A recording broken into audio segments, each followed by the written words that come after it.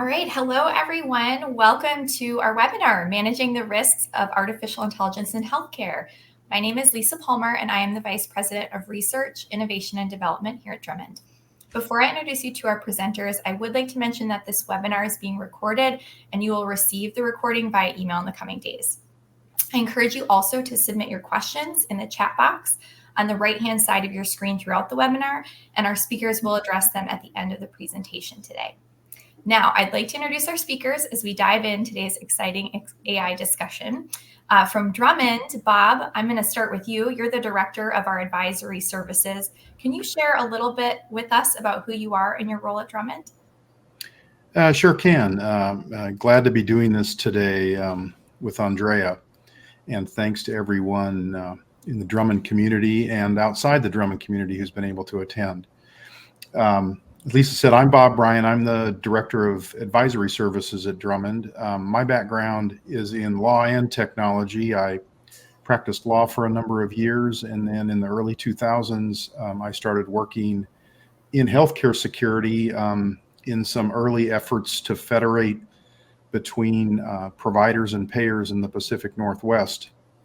And then subsequently, I've spent much of my career focusing in on security, cybersecurity with a number of companies. And then in recent years, I've joined Drummond to focus on the ONC interoperability program. And at Drummond, we, as Lisa mentioned, I manage the advisory services team. So we help customers on the journey to certification. And lately, we have been heavily focused on helping them this year meet the requirements of the new B11 decision support interventions criterion that we'll be talking about today. Great. Thanks, Bob. Now, I also have Andreea Bodnari with us, founder and CEO of ALIGNMT AI. Andreea, we're so excited to have you joining us for this conversation. Can you share with our audience a little bit about your background and work in health IT space?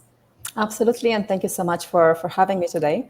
My background is in science. I'm actually a scientist by training with a PhD in machine learning from MIT. And I ended up specializing my career in building businesses that bring innovation to the market, specifically businesses that bring AI innovation to the healthcare industry. In recent years, I led product development both at Google Cloud and at United Health Group, where we brought to the market some innovative AI technologies for healthcare applications. And with the emerging wave of regulatory frameworks and legislative rules that are coming to implement safeguards for AI in healthcare, we decided to start ALIGNMT AI, where our role in the industry is to be the implementation partner for enterprises looking to stay compliant with their AI operations. So fundamentally, we provide a SaaS software that customers can get onboarded on, implement best practices, monitor their AI applications, including the risk of their AI applications. And then we work with industry partners like Drummond to help customers get certified for their AI best practices, for their AI standards. Mm-hmm. Very exciting. Well, without further ado, we'll dive right into our topics today and get into some more details on all of this. Bob, as we begin, let's start with the basics here. What is Predictive DSI, and tell us how it fits into the ONC certification program? Sure. Let me give a little introduction to the ONC certification program for people that may be a little bit less familiar with it. This program is run, the ONC is the Office of the National Coordinator for Health IT. And they have developed a program for certification of health IT, which is a voluntary program that I like to think of as operationalizing many HIPAA requirements in software, of taking it down to the next level of specific software functions that help providers who use health IT to comply with many HIPAA requirements. So this program was kind of built on 4 pillars. The big one that is most known is interoperability, or enabling data sharing between various players, providers, payers, research communities, patients. That's been a key focus of the program. But in addition to that, healthcare quality, and particularly measurement of quality, is promoted by the program. And then a couple specific use case areas, computerized order entry, supporting e-prescribing and some other use cases, as well as clinical decision support, which is what we're talking about today. So on the clinical decision support side, there has been a rule in place that's known as A9 for some time, which primarily supported evidence-based or rule-based forms of decision support.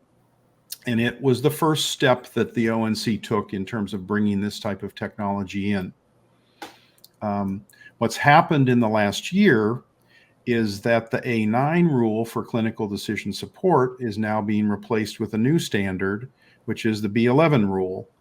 And the big change in the B11 rule is that it added a new category of decision support, which is predictive DSI, or predictive decision support interventions. And this is intended to cover the artificial intelligence and machine learning space within healthcare applications that provide decision support to the provider community. The key thing to understand about the DSI definition, which the ONC has put into the rule, is that it's based on these three prongs that are shown here in the slide. First of all, it's supporting decision-making based on algorithms or models. And this second prong is the one that the ONC has emphasized, which is that it derives relationships from training data. It's not that rules can't be incorporated, but there's a upfront training data aspect to this, which is what we normally think of as being part of an AI solution. And then lastly, the third prong is that it results in prediction, classification, recommendation, evaluation, or analysis.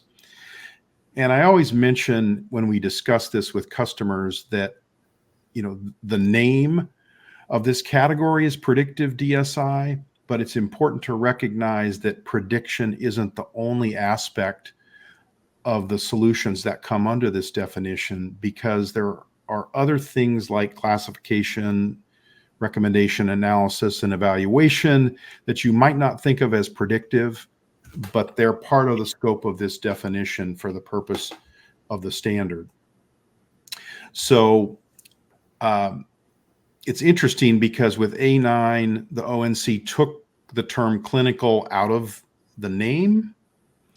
There still is very much clinical, but also administrative applications that come under this predictive DSI definition.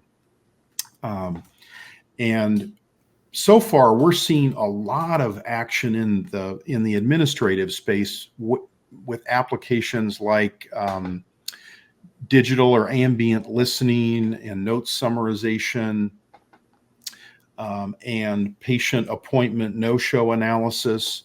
Those types of applications typically also come under the definition.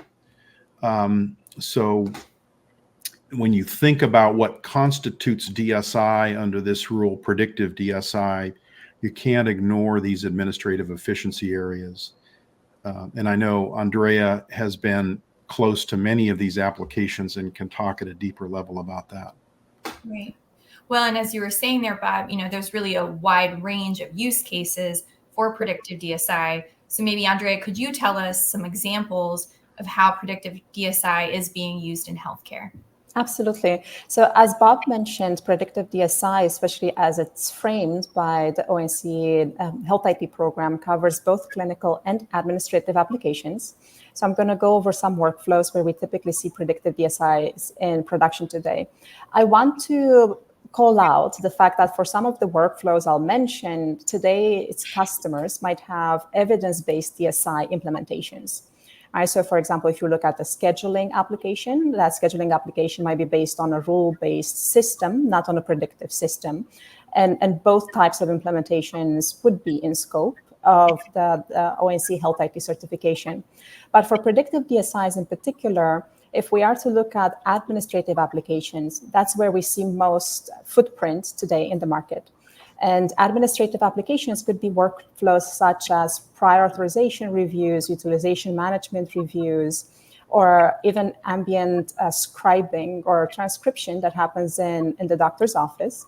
The transcription is an administrative task, so that's why it falls under the administrative application. For clinical applications, what we typically see in the market are systems that augment decision-making for radiology, for example. So radiology AI is a very prevalent implementation of Predictive DSI. Other use cases for Predictive DSI that are implemented in clinical workflows are patient outreach stratifications that are implemented in value-based care programs, for example. And you might have heard me call out workflows that sometimes touch on different types of stakeholders, on health systems or payers. And this is what's interesting right now, that the numbers of stakeholders or the stakeholder footprint is expanded when it comes to who's responsible for predictive DSIs, who needs to make sure they are compliant with what's emerging in the regulatory space. Yeah, that's right. There really are a lot of players that you just mentioned, even right there in DSI, and they all have unique considerations on their pathway to compliance. Bob, let's take a look at the EHRs first. Can you share the considerations EHR developers would need to be thinking about in this? Sure can. Yeah, we're talking to a lot of EHR developers at Drummond. So first off, EHRs that are in the base EHR program, which encompasses those 4 pillars that I discussed earlier, are all moving from A9 to B11 this year. So there are some platform changes that they need to make because they need to support the capability for providers to use these predictive DSI solutions. And the big areas that involves for them are, number one, basically having an API that enables DSI applications to be able to get patient chart data into the DSI application. And then secondly, to provide an interface for what are called source attributes. And the DSI application itself is the source. The attributes are descriptions of things about that DSI, who developed it, what risks have been identified for it, and a number of other things that we'll discuss in more detail later. But the key thing is that those platform changes are required by the rule, but then there's a trigger in the rule, which is if a developer supplies decision support applications to their customer base, then there are some additional conditional requirements that come up. One is to provide the source attribute information, which is a range of about 31 attributes that have to be described and disclosed within the product as documentation. And then secondly, they need to have a risk management program in place and manage that program on an ongoing basis as a condition of certification.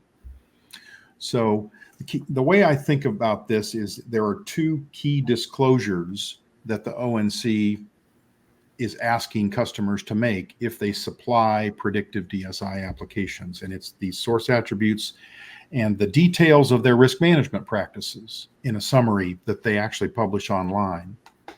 Mm-hmm. The last impact I would highlight here is that for solution developers that aren't full-on EHRs, that they're just focusing on developing independent decision support applications, when they partner with EHRs who are compliant and certified under the ONC program, those EHRs are going to have these disclosures in place. And it will be a requirement for them if they're in a co-marketing relationship of any sort with independent developers. So it's important for independent developers to start looking at these standards, looking at the certification process, and the particular standards that will apply either to the EHR or to the independent developer if they decide to go down the certification path. Sure, that makes a lot of sense. Now, you were really focusing there in your explanation on the EHR space, and we know that there are other healthcare sectors that are at play here. So, Andreea, let's talk about those. What are you hearing from other healthcare sectors about why they want certification and why they want clear compliance pathways for themselves? Yeah, absolutely. Happy to add some color. And just to anchor our audience here on what Bob was referencing, the Health IT certification program was typically targeting EHRs. And that's why the persona of stakeholders going through the Health IT certification process today are EHRs. However, with the extension of the Health IT certification that happened last year with the HTI-1 rule that came in, there's additional adjacencies or additional stakeholders that have to consider going through certification or being compliant with some of the standards that are in the compliance rule from ONC. And that is what we refer to as the bucket of IT vendors.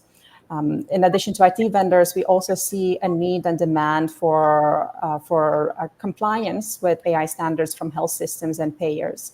So even stakeholders that traditionally were not enforced to have some form of certification for their technology are now considering what would be best practices and what would be an external stamp of approval for how they are procuring and implementing AI in-house. Across the board, IT vendors, health systems, and payers are concerned with the market trust in the inherent technology they're supplying or developing. So, for example, IT vendors are developing the technology, and they want their buyers, the health systems or payers, to trust that technology. And that's a reason why an IT vendor might choose to go through the ONC Health IT certification. So they have standards that they can prove to the market that they comply with. Similarly, health systems and payers might want to require standards to be used as part of their procurement process.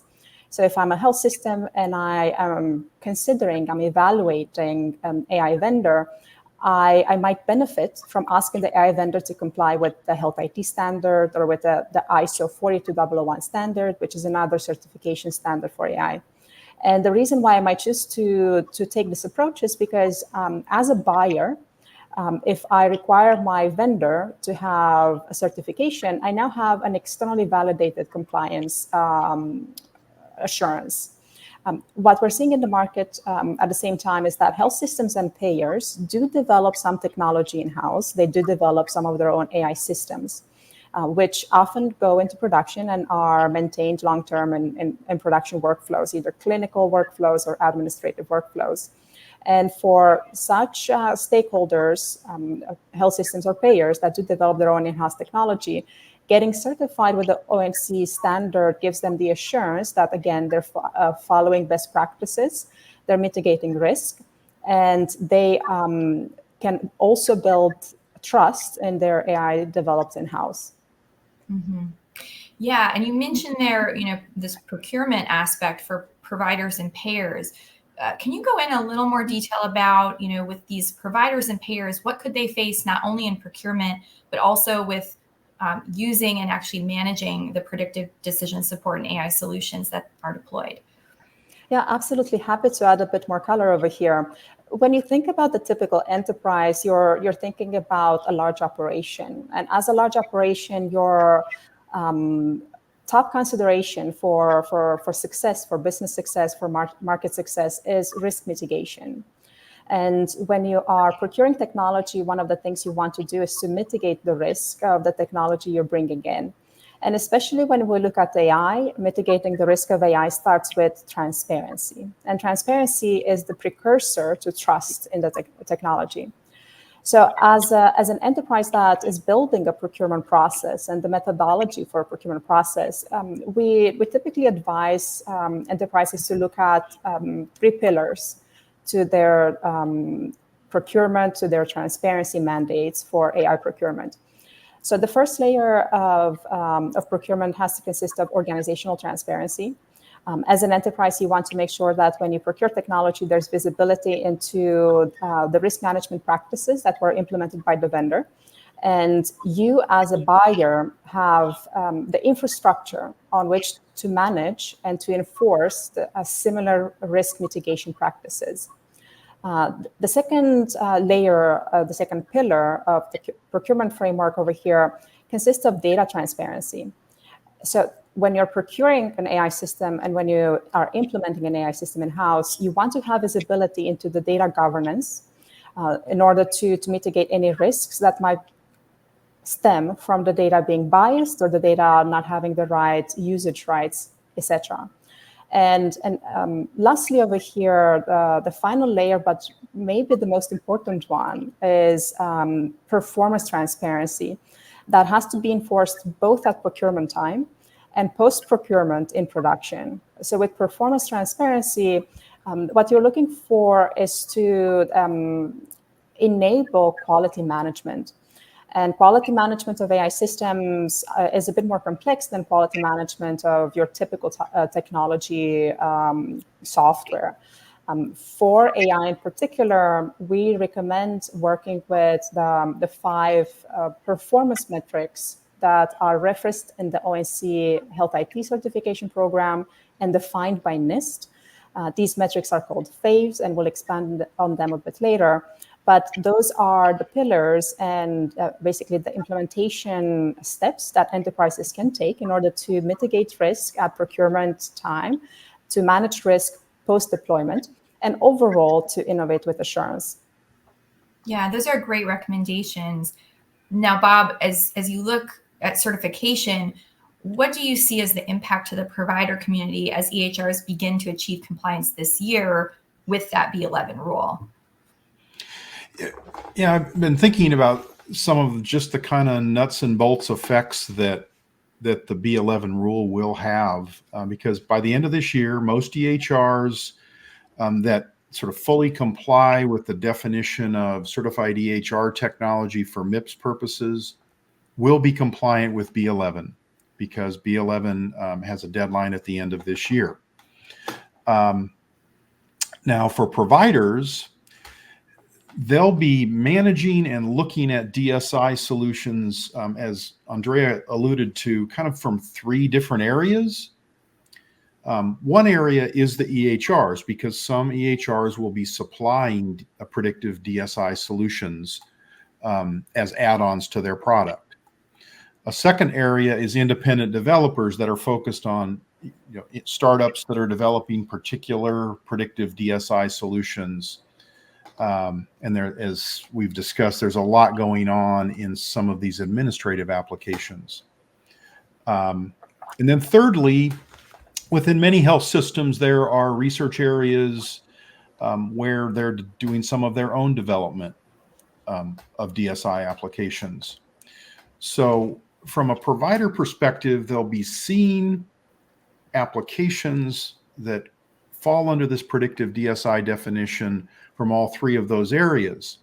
Now, right now, the only one of those that's regulated and fully up to the B11 standard will be the predictive DSI solutions that are provided by certified EHRs. But over time, we should be seeing more of the independent developers and potentially even self-developed applications that come up to that same trust standard, because really that transparency standard that the ONC has set, it's not like it's brand new.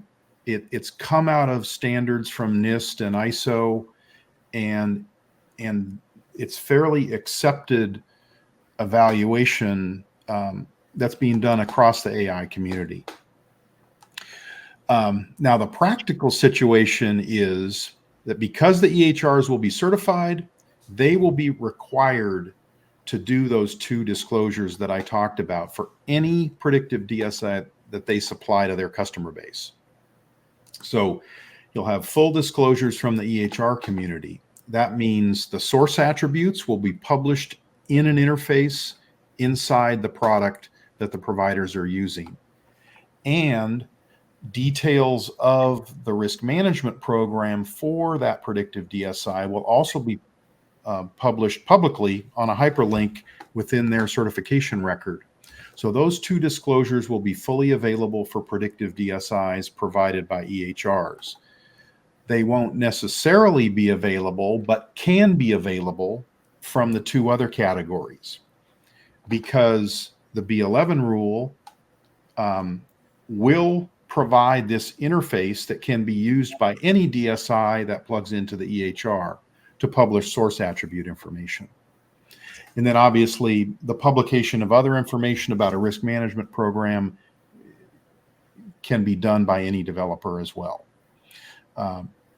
So there will be somewhat of a trust gap initially, I think, from the perspective that there will be more information coming from the EHR community and potentially less information coming from these other predictive DSI sources. So it'll be interesting to see how that develops in the market over time. Right. That will be really interesting. And, you talked about, this compliance path for EHRs and some of the implications really for the EHR developers. Let's dive a little deeper, though, into that relationship that you mentioned between risk management and source attributes under the new B11 requirements. Sure. And again, I mentioned earlier, this term source attributes refers to attributes of the source being a predictive DSI application. And really, source attributes are detailed descriptions of certain aspects of the risk management activities that a developer is undertaking in their ongoing development and implementation of a predictive DSI solution. So the risk management program that's required under the rule has pretty broad requirements. It's based on the concept of FAVES, which is a standard that the ONC has used and that actually NIST uses as well. NIST doesn't specifically use the acronym, but all these concepts are in NIST and ISO standards. FAVE stands for validity, reliability, fair, appropriate, valid, effective, and safe. The ONC rule actually uses some other terminology, but covers the same bases. They talk about validity, reliability, robustness, fairness, intelligibility, safety, security, and privacy. So you can kind of see the overall scope of the standard. I would say that fairness, which goes to the issue of bias and discrimination in the delivery of healthcare, and validity have probably received the most focus. And that's where these areas that you need to cover in your risk management program, which involve analysis, mitigation, and ongoing governance after you have rolled out a solution. The source attributes focus in more deeply on the fairness and validity requirements. So the source attributes are requiring you to do specific disclosures in documentation inside of your product on intended uses, known risks and limitations, kind of like warning labels in the drug space. Quantitative measures of both validity and fairness, how you measured the capability of your solution to deliver valid and fair results. And then ongoing processes that you're using to continue to assure both fairness and validity, including specific looks at the demographic representativeness of the data in your model. So I think of the source attributes as really next level detail, particularly on fairness and validity of your solution. Those are the kind of disclosures that this interface inside of EHRs will be set up to enable any solution to provide these source attribute disclosures to make them available to the end customer. Mm-hmm.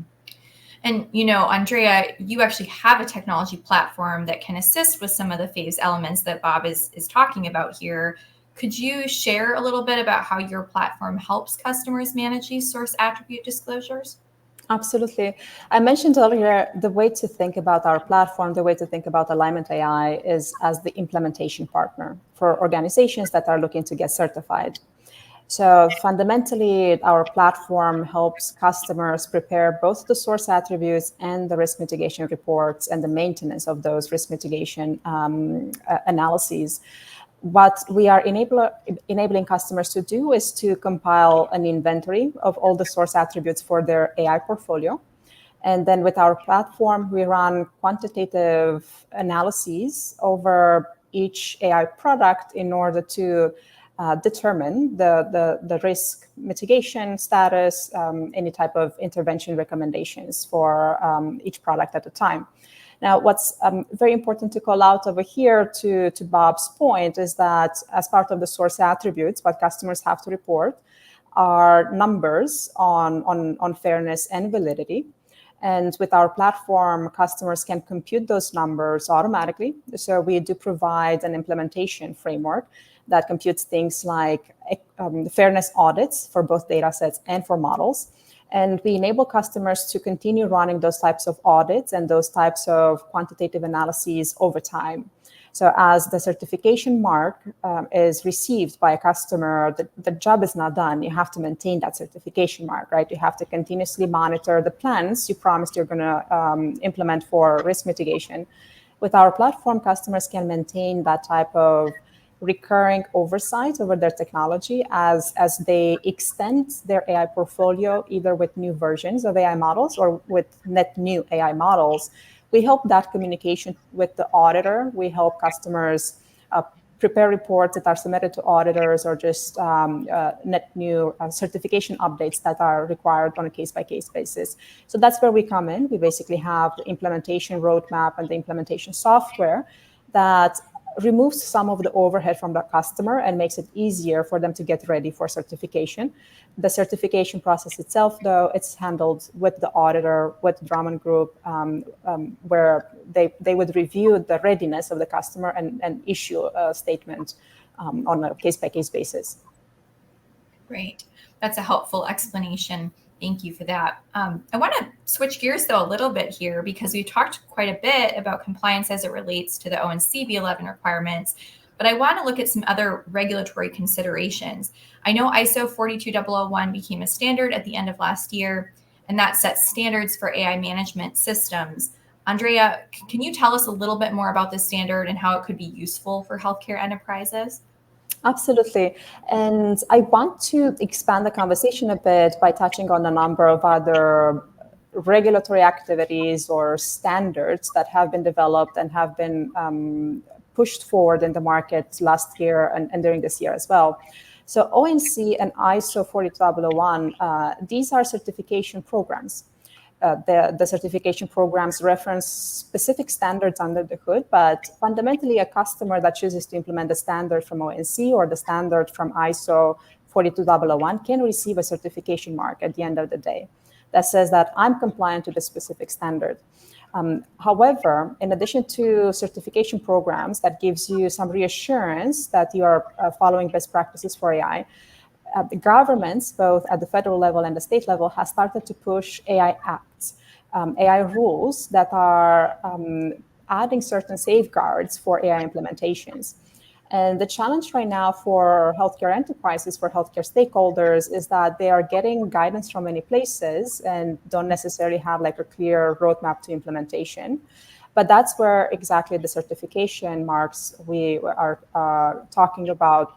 ONC Health IT and ISO 42001 can come in and help customers implement the foundation on which they can check whether they're compliant with the rules that are emerging on the market. And some of the rules that are emerging on the market, just to add some color, are coming from states of Utah and Colorado, who right now have AI acts that touch on usage of AI in healthcare, as well as from the HHS, which has pushed a rule from the Office of Civil Rights that fundamentally asks for non-discrimination of AI in healthcare. The certification marks are fundamentally great tools and great frameworks customers can use to basically ensure compliance.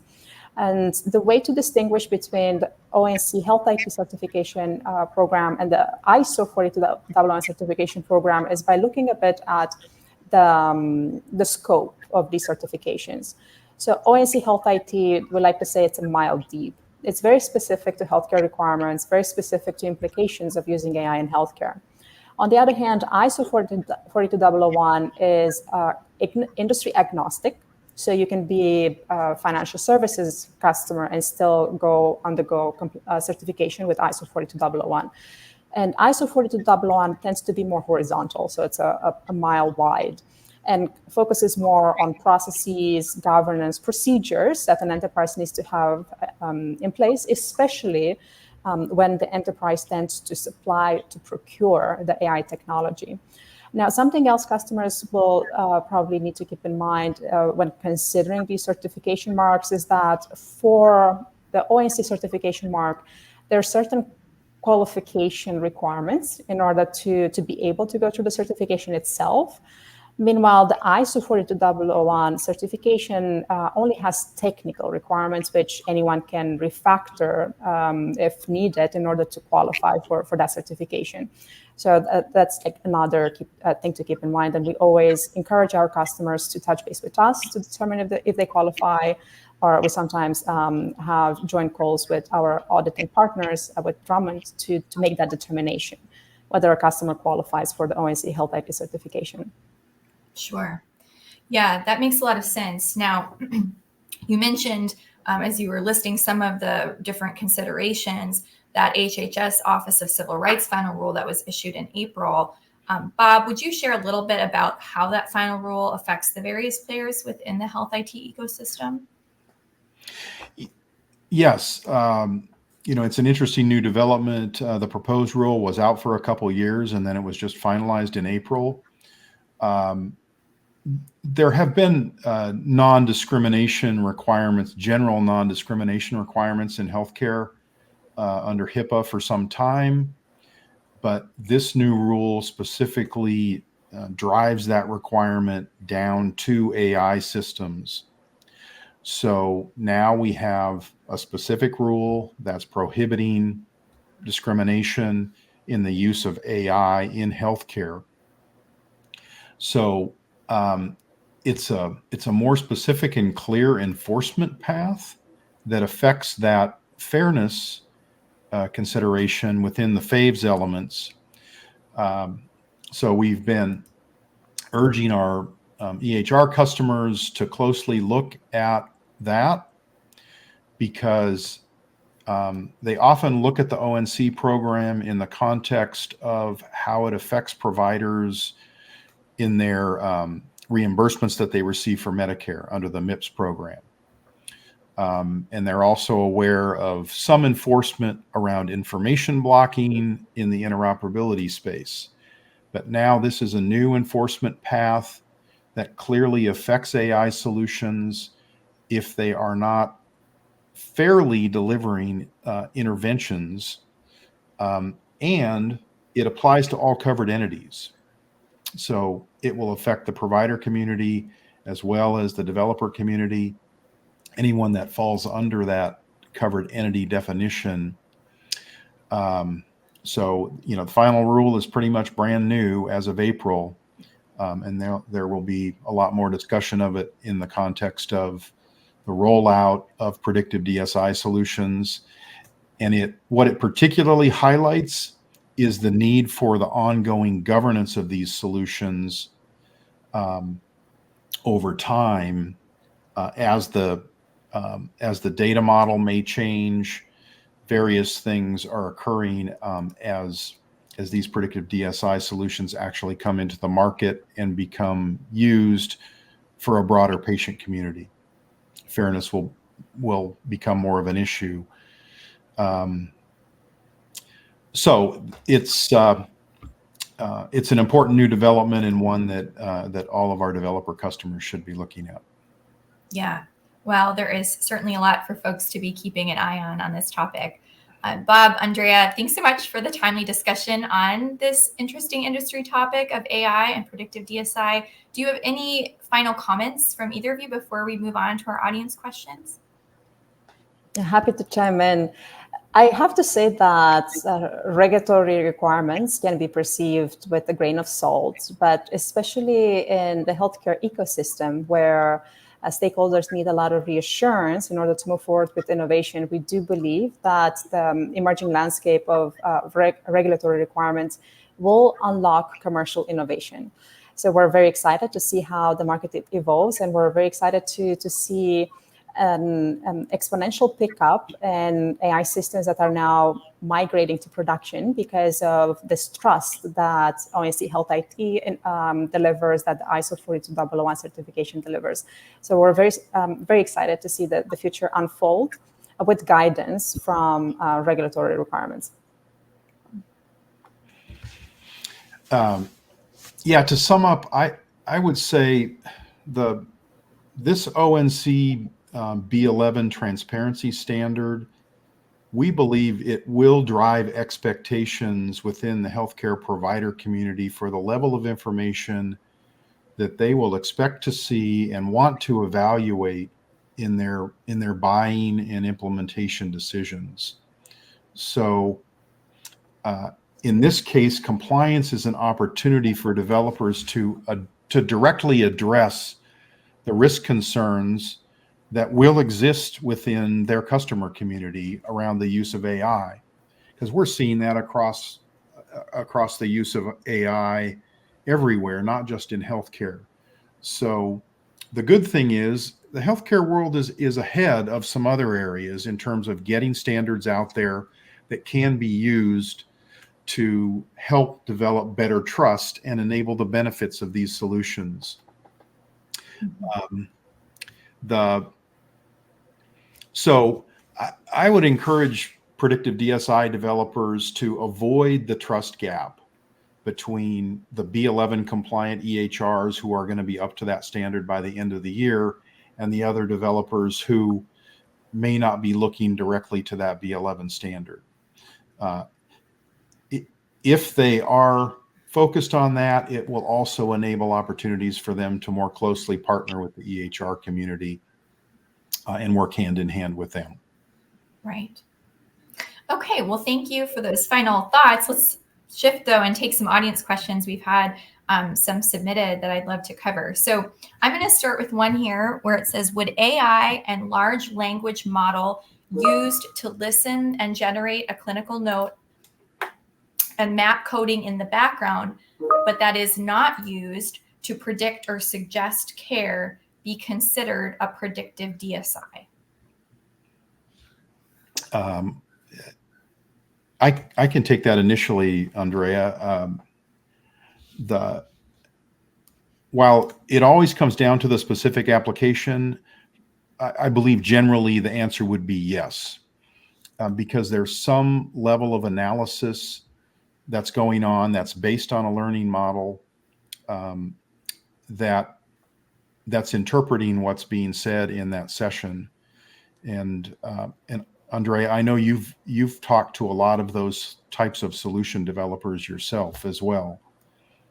Yeah, and Bob, you and I have touched on this a number of times in the past. There's a specific clause in the ONC Health IT certification program that says that if this technology influences the care delivery pathway, all right, whenever you are coding either to diagnosis codes or to billing codes, you're influencing the care delivery pathway.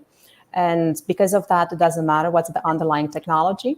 It can have an impact, even indirectly, right? It doesn't have to be information that goes directly to the end user, but it is an analysis of data that could influence decisions downstream or upstream. So to Bob's point, there's more details that could sit in the workflow and define the qualification of this use case for certification. But overall, it sounds like it would qualify for the ONC certification.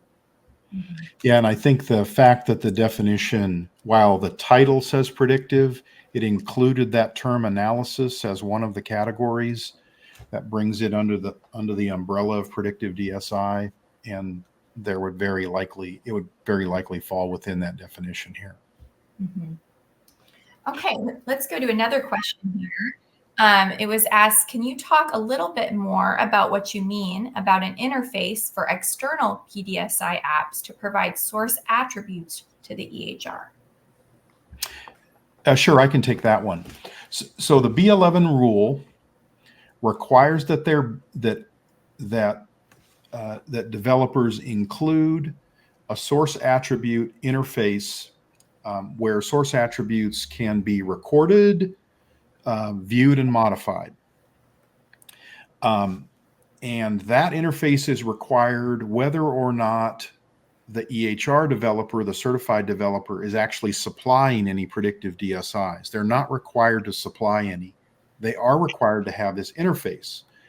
And basically, the purpose is to enable providers to make their own choices to plug in predictive DSIs to their solution and have these disclosures inside the product for their users to see and evaluate. So the interface will be there. It's required by the rule.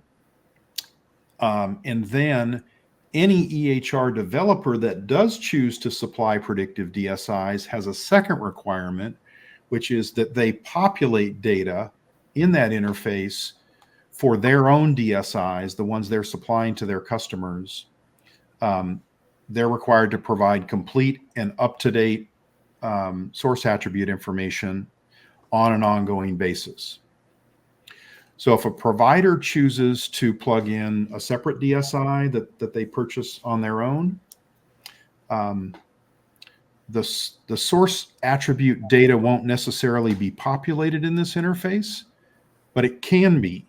That would be up to the provider to obtain that information. And this is kind of why I believe that independent developers should be ready to be up to the ONC standard for source attributes, because otherwise, when their solution is plugged into an EHR, that source attribute interface will be blank for their solution. It will be completely populated for any solution that the customer is using from an EHR. Maybe a good tag on question after that then is, does a third-party PDSI provider to an EHR need to be certified? And if so, by which organization? It depends. Technically, they're not required to. There are market reasons why it would be a good idea to be certified or to comply with the specific disclosure standards for source attributes and the risk management program. Again, because as a practical matter, source attributes will be blank for a third-party PDSI provider. The other reason to be certified also is because if you partner with an EHR and they're working with you to provide your solution to customers on, say, a white label basis or otherwise, then you will have to be certified. I'm sorry, the EHR will have to be certified for your solution. They will have to be providing those disclosures. So if you already have them, then you're in good shape for that partnering relationship. And just to add to that a bit, if you are to think about the market dynamics, the ONC certification program is asking for transparency, and transparency all the way to the decision maker that is choosing to enable the predictive DSI or the evidence-based DSI. So imagine you will have like a physician or an administrator that will have to review a number of solutions for radiology and determine which AI works best. And to Bob's point, if one of the solutions doesn't have the source attributes available, then the decision maker won't have information based on which to make a data-driven decision. So it's likely they will pass immediately over the vendor that didn't have the source attributes because there was no data based on which to come to a conclusion. So you might choose not to get certified, but meet all the ONC standards, as Bob mentioned. So when you do get integrated into an EHR, for example, you can populate the source attributes data and you can be at the table when that selection is being done, when that procurement choice or procurement evaluation takes place. Mm-hmm. Yeah. All right. Here's a question for you, Andreea. Am I hearing correctly that ALIGNMT AI is able to help implement only for EHRs who wish to supply the PDSI?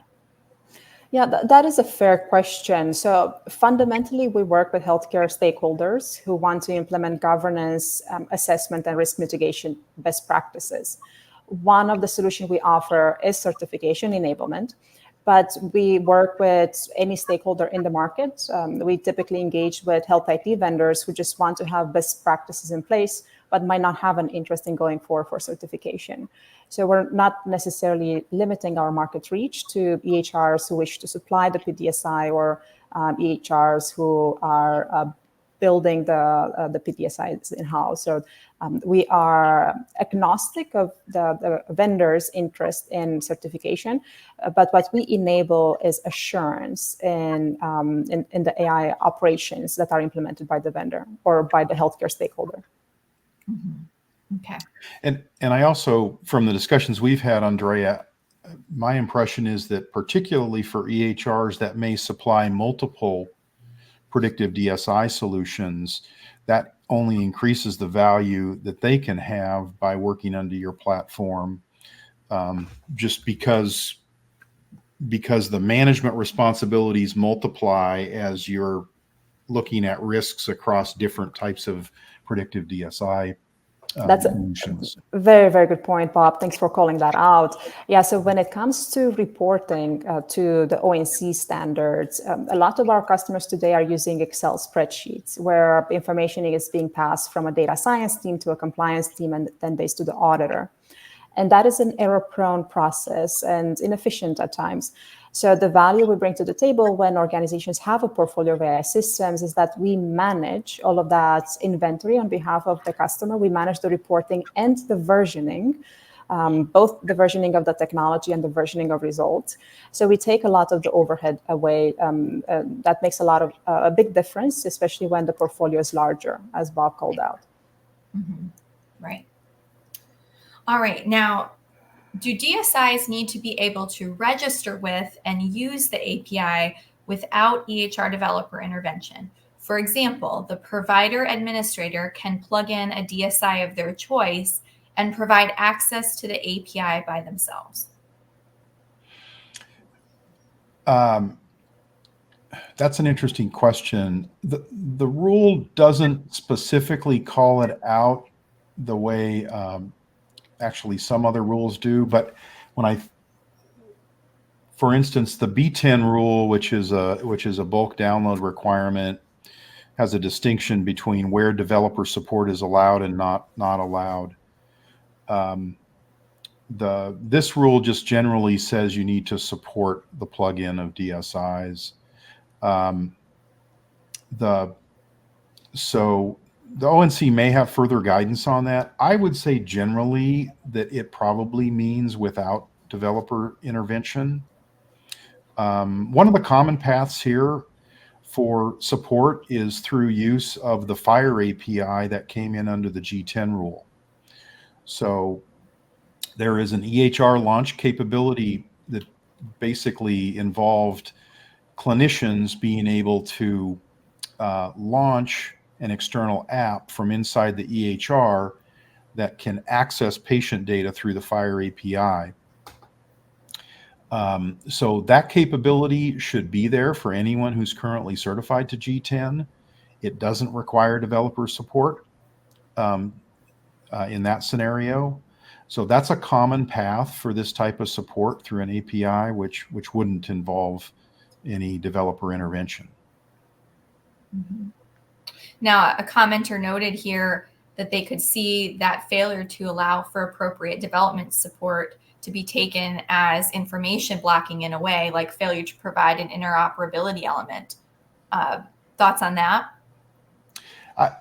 I think there is potential for that. I mean, if anything that really delays the capability for an end customer to use decision support, potentially raises an information blocking issue because you're blocking the information that the decision support solution needs in order to do its job.